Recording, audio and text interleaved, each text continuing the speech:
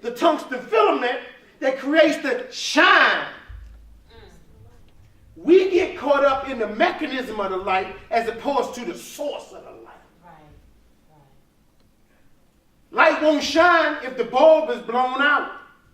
So guess what we got to do? We got to go get new bulbs. When the truth of the matter is the light, the source of the light, ain't the bulb. It's the electricity that flows through the bulb.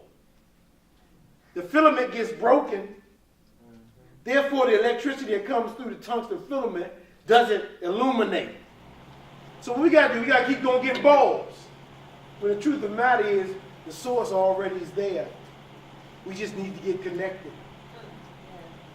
We just need a bulb that's working right. Same is true of the church. Same is true of your life. You think your life is broken. You think stuff is out of sorts and out of kilter in your life. And you think that the source of the light needs to, there needs to be something fixed so that the source can work. When the truth of the matter is, you just need to let the source be the source. Because the source of the light of God, he don't need a light, a fixed light. I know that's true because he uses me. I'm broken in many places. But guess what he'll do? Before he fixes it, he'll shine. Then we just got finished talking about those disciples. When Jesus looked at the disciples and said, I'm going to die, but y'all going to deny me. Y'all going to scatter. Peter says, no. I'm not going to leave you. Right? Because Peter doesn't know the broken place in him. He can't see the broken place in him yet. But even though they're not prepared, does that mean that God's program ain't moving forward? No. God's plan is moving forward using people who are broken. Why? Because eventually the light bulb will go on. When you allow the source of the light to shine through you. Light can shine through broken stuff. That's all I'm saying. Right? Your life is broken, right? It's great. You feel like you got some broken places in your life? You got some broken places in your life, Lisa? Mo? Broken places? Broken places? No. Mark? No broken places? No. Bless your heart. You lie. Broken places? No broken places? Yes, you do. You ain't old enough to know them yet. Bless your heart. Bless your heart. We all got broken places. God is too good for me to have broken places. Well, bless your heart. I'm thankful that God is too good for you. But when you walk out that door, you're gonna get exposed to a broken place. You say, darn it, I thought I was better than that. Right? We all got broken places. But guess what God can do? He can work in the midst of our brokenness, right? If we let him, right? All these lets, man. These lets. I'm still in Genesis, right? I'm still in Genesis. Well, actually, me and John, but we all over the place. That's what we are. We all over the place, right? But all these lets. Let's see what Psalm says about the lets. Right?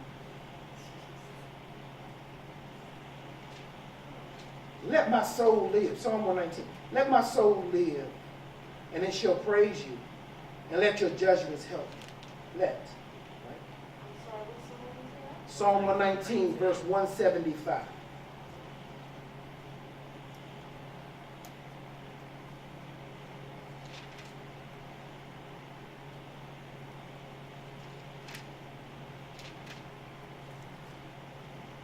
Lord, hear my voice. Let your ears be attentive to the voice of my supplications. What is David doing here? He's beseeching the Lord to allow his ears to stay open to hear his prayer. Let.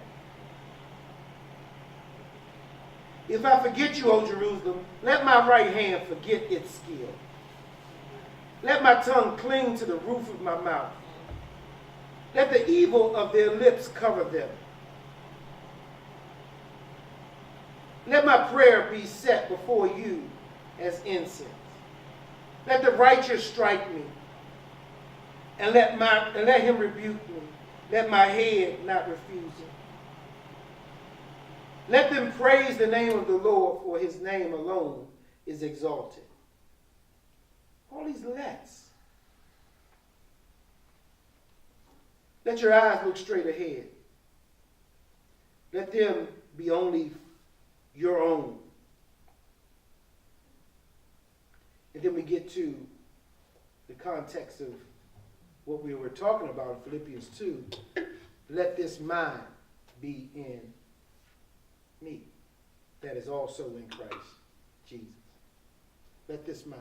It's a whole lot of let's, right? And then hundreds of more. I began to think about this context of let. And I began to realize that God has given me, us, more responsibility than we're willing to accept. Absolutely. You know, sometimes we got a propensity to throw stuff on God. God, when you do it through me. God, when you allow me. When God has given us already, He has allowed us, right? He's let us, right? He's permitted us to do some stuff for ourselves in the power of the Holy Spirit, right? I'm supposed to let this mind, permit this mind to be in me. So you're trying to tell me it's not something I would wait for God to do? How often do you think we got to wait for God to do stuff, Daniel? Do you think we got to just wait for God to do stuff? Really? How often do we? People do those.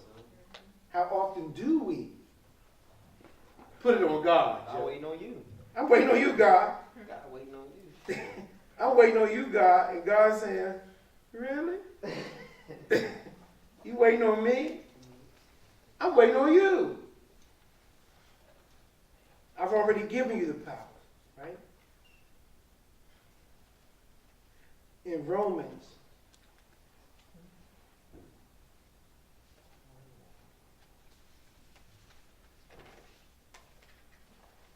the 12th chapter, text says, having then gifts differing according to the grace that is given to us, let us use them. Permit, allow those gifts that are in you to be used. What is Paul saying here about the gifts that you possess?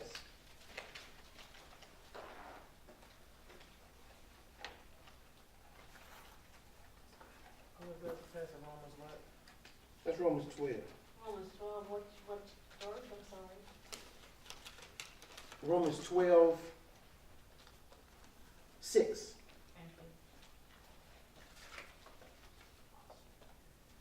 Having then gifts differing to the grace that is given to us, let us use them. What are them? Them is the gifts that you have, right? If prophecy, let us prophesy in proportion to our faith. Or ministry, let us use it in our ministry. Let love, verse 9 in chapter 12, let love be without hypocrisy. Romans 13:1, let every soul be subject to the governing authorities.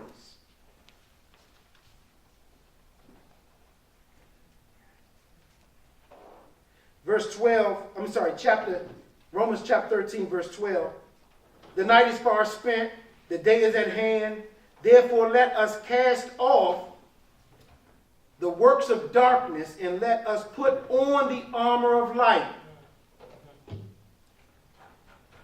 You mean I don't have to wait for God to take me out of darkness, Miss Grace? In order for the light to come? No. I don't?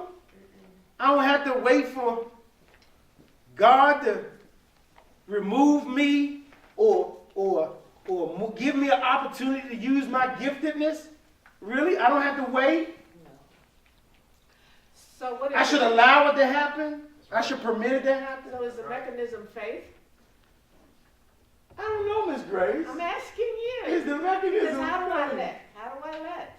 Well, Miss Grace, the way I let is by first seeing God. Right? Okay. Right? Second, I let. When I see God, then I see me for who I am. When I can see God for who he is, then I can see myself for who I am. Right? And when I can begin to look at God and what his will is, I have to ask myself the question, am I hindering or helping the fulfillment of God's will? Am I hindering or helping the fulfillment of God's will? Because sometimes I'm getting in the way of what God's will is for my life. Right? See, I'm going through all this stuff in my mind before I make the determination. I'm in the way. So, am I, who have the gift to teach, getting in God's way when I refuse to teach? If it's God's will for my life? Got a phone call yesterday. Amazing, man. Got a phone call yesterday out the blue. Somebody called me. Dr. Jackson, I heard your name, got your name from two people, got your name about 2 years ago and failed to call you, but talked to another person just last week and said, I already have his information. We need a professor to teach a class this summer. Heard great things about you. Is it okay? Would you consider teaching for us?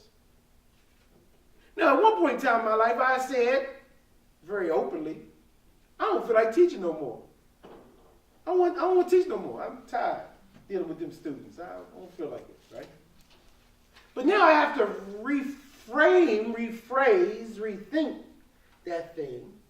Because this is the third time that people have called me just out the blue to ask me to teach, right, a college course.